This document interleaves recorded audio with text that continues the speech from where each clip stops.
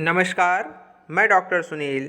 पिछले 2 वीडियो में मैंने attendance register, pupil teacher diary, infrastructure, morning assembly and other duty assigned by principal के बारे में बात की थी। आज मैं इस वीडियो के माध्यम से 16 वीक्स इंटर्नशिप की कॉन्टिन्यूअस एंड कॉम्प्रिहेंसिव इवैल्यूएशन और दूसरी file reflection and consolidation of internship report के बारे में बात करूंगा। तो सबसे पहले हम बात करते हैं कॉन्टिन्यूअस एंड कॉम्प्रिहेंसिव इवैल्यूएशन। सबसे पहले जो कॉन्टिन्यूअस एंड कॉम्प्रिहेंसिव इवैल्यूएशन की फाइल बनेगी, उसमें सबसे ऊपर कॉलेज का नाम,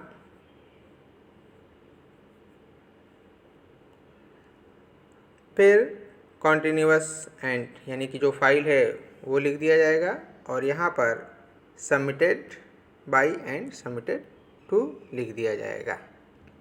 कॉलेज के नीचे सेशन, जिस सेशन में आप फाइल बना रहे हैं वो आप यहाँ पर लिख देंगे। उसके बाद से मूल्यांकन हमने बात की थी, कॉन्टिन्यूअस एंड कॉम्प्रिहेंसिव इवैल्यूएशन।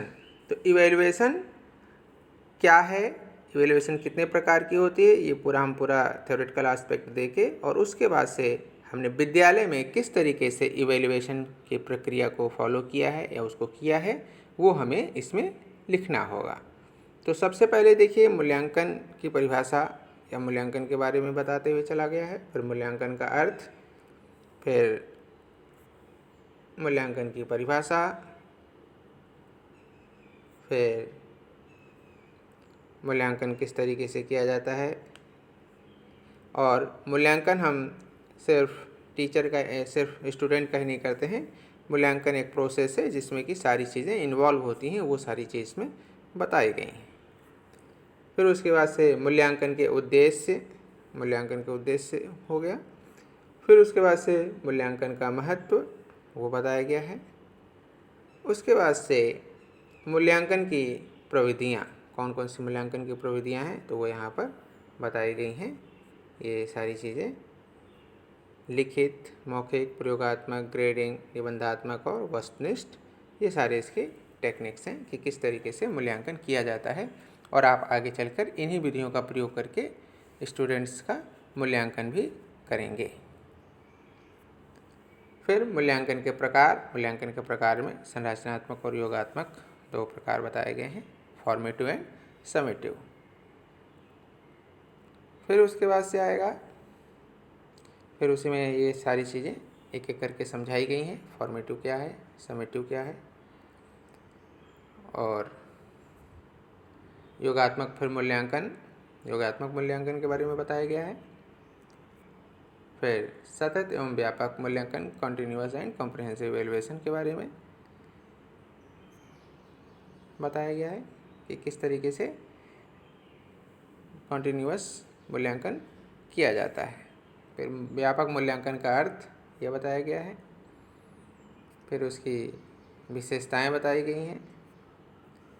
फिर सतत एवं व्यापक मूल्यांकन की आवश्यकता एवं महत्व बताया गया है कि क्या है, क्यों हम लगातार बच्चे का मूल्यांकन या लर्निंग का या जो टीचिंग प्रोसेस है उसका हम मूल्यांकन करते हैं। और मूल्यांकन करने का मुख्य उद्देश्य होता है कि जो हम बच्चे को पढ़ा रहे हैं बच्चा समझ रहा है या नहीं समझ रहा है, और दूसरी बात है कि हम उसको कितने अच्छे ढंग से पढ़ा पा रहे हैं, तो हम अपने आप का भी एक तरीके से उसमें इवैल्यूएशन हो जाता है।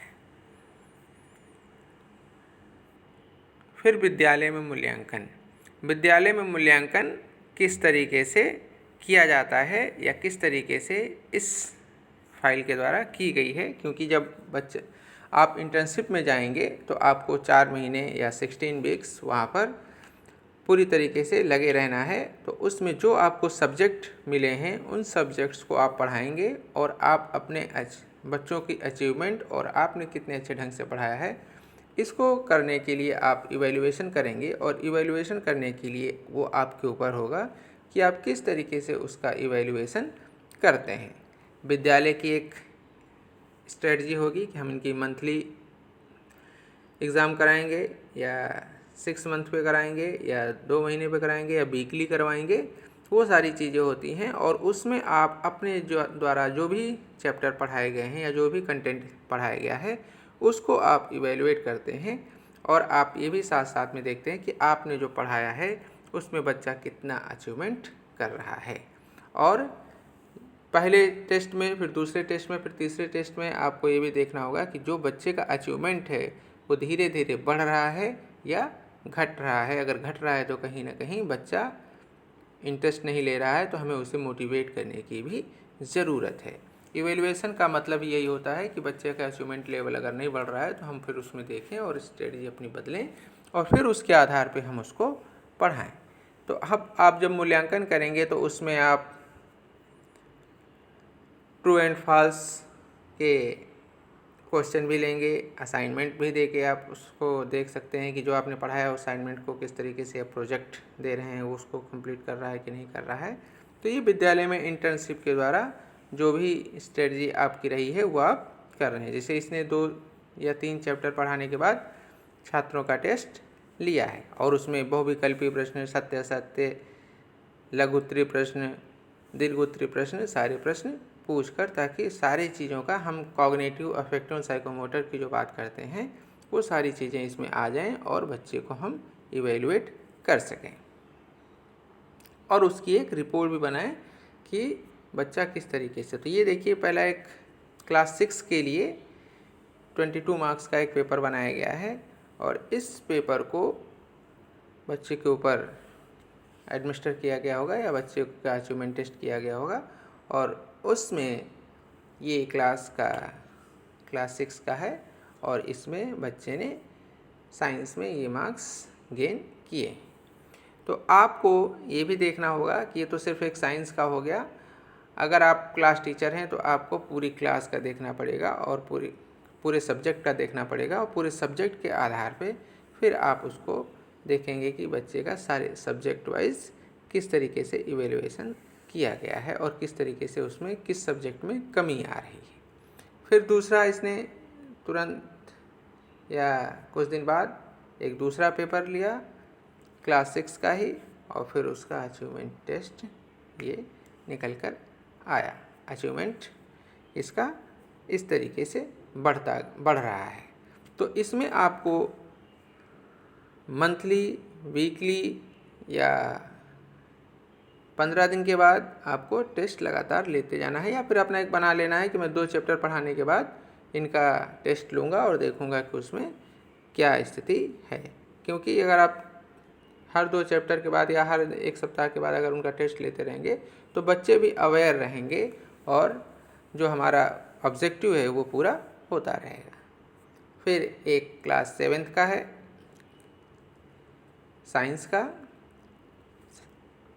का भी एक पेपर बनाया गया है और फिर उसके बाद से उसका ये अचीवमेंट टेस्ट के जो रिज़ल्ट है वो आया है।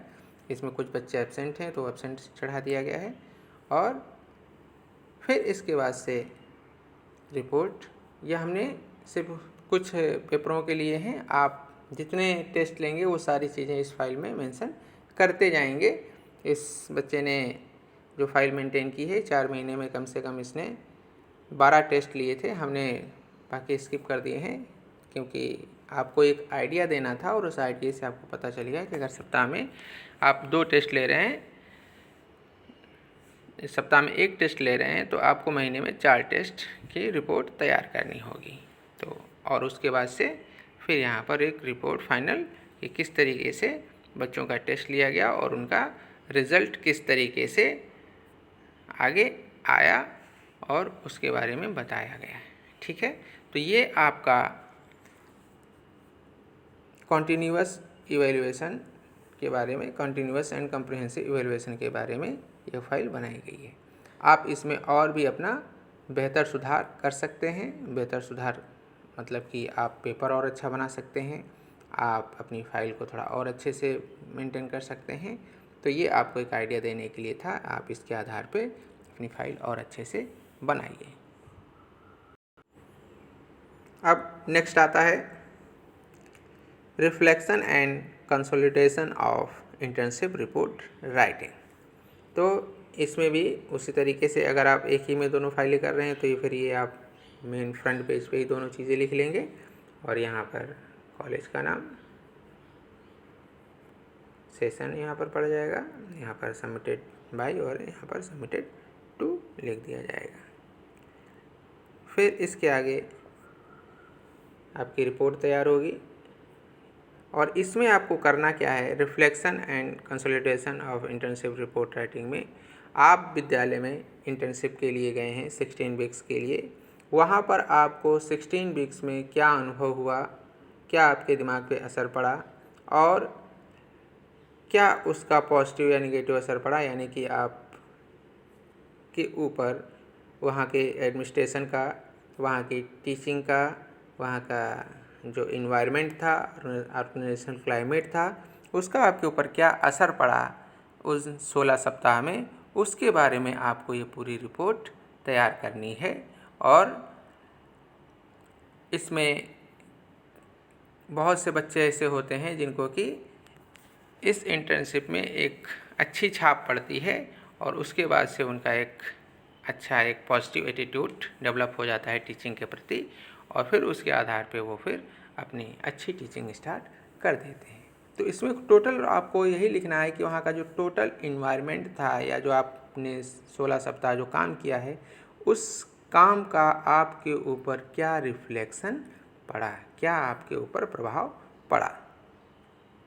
तो इसमें ये है, फिर इसमें परिभाषा, फिर इसके बाद चिंतन की विशेषताएं, फिर चिंतन के सोपान, फिर संरचना यानी कि जो विद्यालय था उस विद्यालय की संरचना या किस तरीके का काम करने का तरीका था वो पूरा, इसमें क्या ऑफिशियल, क्या ह्यूमन रिसोर्सेज और फिजिकल रिसोर्सेज था उसके बारे में पूरा बताया गया है और एक एक चीज़ करके फिर ये बताया गया है कि किस तरीके से उसके ऊपर प्रभाव पड़ा। ये विद्यालय प्रशासन के बारे में बताया गया है। विद्यालय प्रशासन के बाद प्रार्थना सभा के बारे में, फिर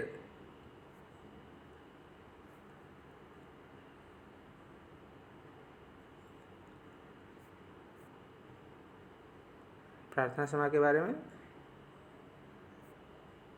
ये, फिर उसके बाद से मूल्यांकन और क्या आपके ऊपर असर पड़ा ये पूरा इसमें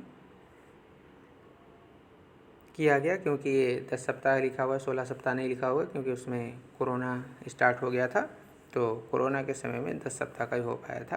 तो इसमें सारी चीज़ें बताई गई हैं और इसके आधार पे फिर आपको इसमें ये पूरी तरीके से मेंशन करना है कि आपके ऊपर उस इंटर्नशिप का या उस काम का कितना असर पड़ा। तो आज के लिए इतना ही, धन्यवाद।